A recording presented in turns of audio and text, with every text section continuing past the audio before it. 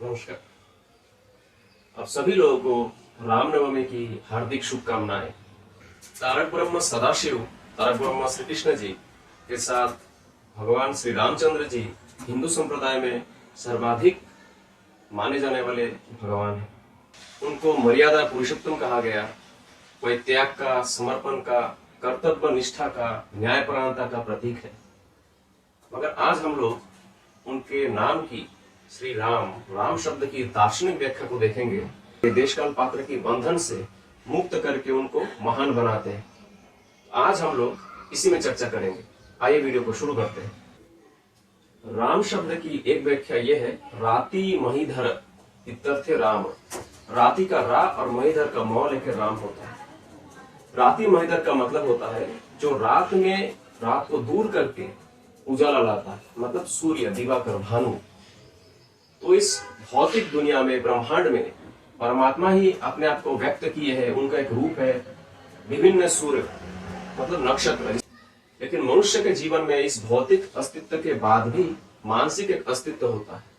मन, मानसिक जगत, इसमें भी अंधकार है। मनुष्य चूंकि 84 लाख जोनी में रहने के बाद मनुष्य शरीर पाया है, तो उसके मानव अस्तित्व में देवत्व की भाव बहुत कम है, पशुत्व की भाव ज्यादा है। इसलिए हम लोग मन की अलग अलग वृत्तियों से प्रभावित होकर हमेशा ही गलत काम में लिप्त हो जाते हैं।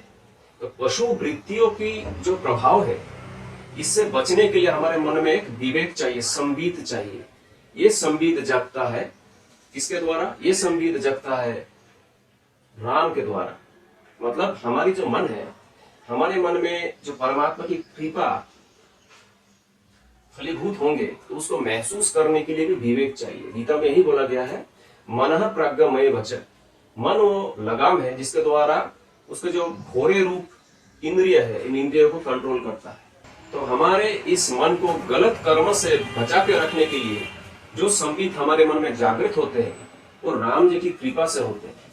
उनके बिना हमारे मन में, पशुत्व से प्रभावित इस मन में कभी भी विवेक की, कभी भी परमात्मा की तरफ चलने की, आत्मिक अनुभूति की विकास नहीं हो सकती। तो परमात्मा का ही कृपा है कि हम लोग जो मनुष्य शरीर मिला है, इसके बावजूद हम लोग परम धाम की तरफ, अपने जीवन के लक्ष्य की तरफ चल नहीं पाते हैं। वो है हमारी पशु वृत्ति की प्रभाव। और चलने का एकमात्र उपाय है कि उनकी कृपा। तो उनकी कृपा को पाने की चेष्टा करनी चाहिए।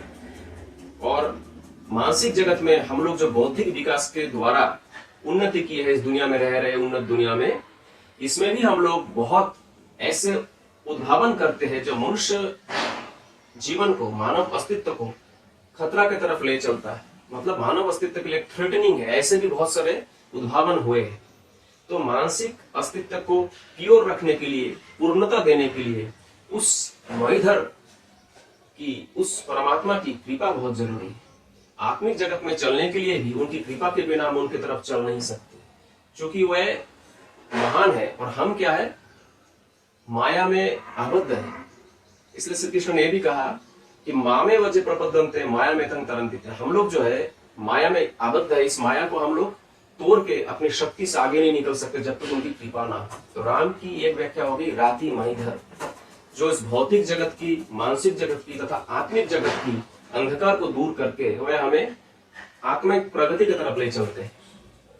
दूसरी एक व्याख्या है रमन्ते योगिना यस्मिन इत्यर्थे राम।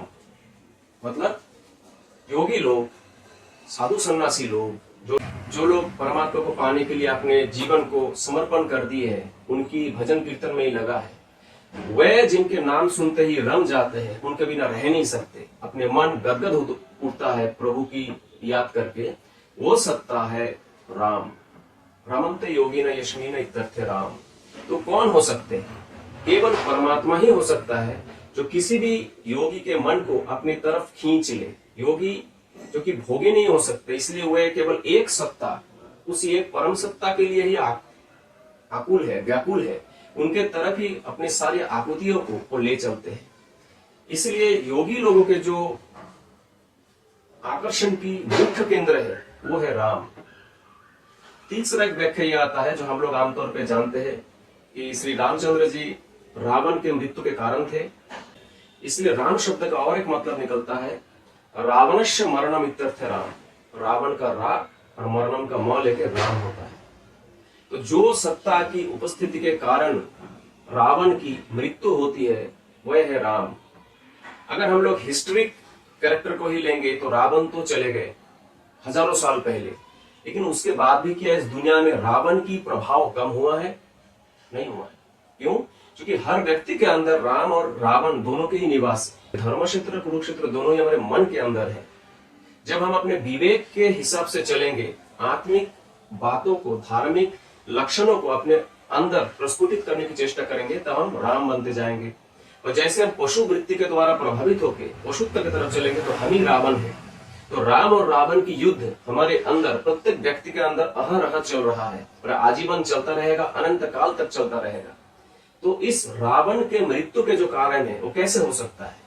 जब हम आध्यात्मिक पथ में चलेंगे, जब हम साधना करेंगे, जब हम धार्मिक जो नियम कानून है उनको पालन करते हुए चलेंगे, तभी हम अपने अंदर बसे रावण को दमन कर सकते हैं, इसको प्रशमित कर सकते हैं, अन्यथा नहीं। तो भगवान श्री रामचंद्र जी केवल राम मंदिर में बांध कर रख सकते हैं नहीं। इन तीनों शब्द से हम लोग क्या पाते हैं कि परमात्मा की एक दर्शन होता है, परमात्मा की एक अभिप्रकाश हम लोग पाते हैं।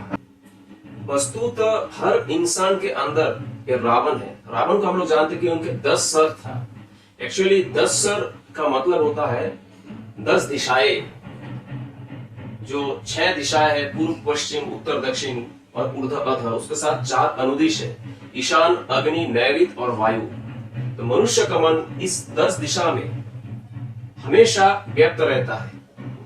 इंद्रिय के द्वारा प्राप्त जो तन्मात्र है इसके द्वारा मन हमेशा प्रभावित रहता है और हम लोगों का वृत्तियों से प्रभावित होकर मन हमेशा बाहर की तरफ भागना चाहता है, दुनिया की तरफ भागना चाहता है। और दुनिया के साथ जब हम लोग इंटरेक्ट करते हैं तो उसके द्वारा क्या होता है, हमारे अंदर दुनिया को प्राप्त करने की, दुनिया के सुख भोग की एक आकुति जगती है। और वही आकुति जब हमारे मन में लोभ का कारण बनता है, लोभ के स्वरूप हो जाता है, मोह में हम लोग आबद्ध हो जाते हैं, तो ही पाप का कारण बनता है।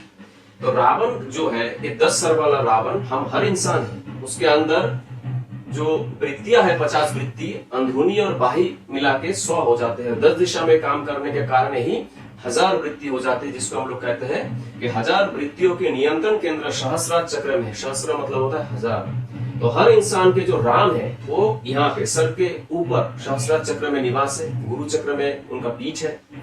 हम उसी गुरु चक्र के, सहस्रार चक्र के द्वारा निश्चरित जो ग्रंथि रस है उसके द्वारा हम अपने आप को प्रभावित कर रहे, योग साधना के द्वारा अपने आप को प्रभावित करके हम अपने अंदर जो प्रस्फुटित होते हैं रावणों की भाव अलग अलग समय में, उसको हम लोग दमन कर सकते हैं, उसको हम लोग प्रशमित कर सकते हैं। तो हमें अगर श्री रामचंद्र जी को अपने जीवन में अनुभूत करना है तो हमें उनके भौतिक अस्तित्व के परे जाना ही पड़ेगा। उनके सर्वव्यापित्व को हमें समझना पड़ेगा, इस राम शब्द की मतलब को समझना पड़ेगा, जिसके द्वारा हम खुद एक दिन उस सत्ता में, उस महान सत्ता में अपने आप को विलीन कर पाएंगे। अन्यथा वो एक हिस्टोरिक कैरेक्टर के रूप में रह जाएंगे, एक महान व्यक्तित्व के रूप में रह जाएंगे, लोग अनुप्राणित करेंगे, लेकिन हम उनके तरह कभी बन नहीं पाएंगे। और ऐसा इलॉजिकल है, अनसाइकोलॉजिकल है कि मैं किसी को मानता हूं लेकिन उनके दिए हुए जो नियम है, उनके जो दर्शाए मार्ग है जिसमें हमें चलना चाहिए, उस पथ को अगर हम फॉलो ना करें तो उनकी पूजा पाठ, उनकी नाम की बस जपना, ये एक मूल्यहीन चीज हो जाता है। तो अगर हम किसी को मानते हैं तो उनके दिए हुए मूल्य को हमें अपने जीवन में अपनाने की जरूरत है और उनकी उस भौतिक अस्तित्व को परे जाके उनको महसूस करने की जरूरत है। ये केवल हो सकता है योग साधना के द्वारा, क्योंकि बाहिक जो क्रियाकलापें है वो क्रियाकलाप हमें हमेशा अपने इंद्रियों के द्वारा इस भौतिक अस्तित्व की तरफ, इस भौतिक जगत की तरफ ही खींचेगा। हम अंतर मन में, अंतकरण में उनको कभी महसूस उस तरीके से कर नहीं पाएंगे जैसा वो चाहते हैं, परमात्मा जो चाहते हैं। आशा करता हूँ वीडियो आपको अच्छा लगा होगा। अगर अच्छा लगे तो इसे लाइक करिए, शेयर करिए, चैनल को सब्सक्राइब भी करिए। आपका दिन शुभ हो।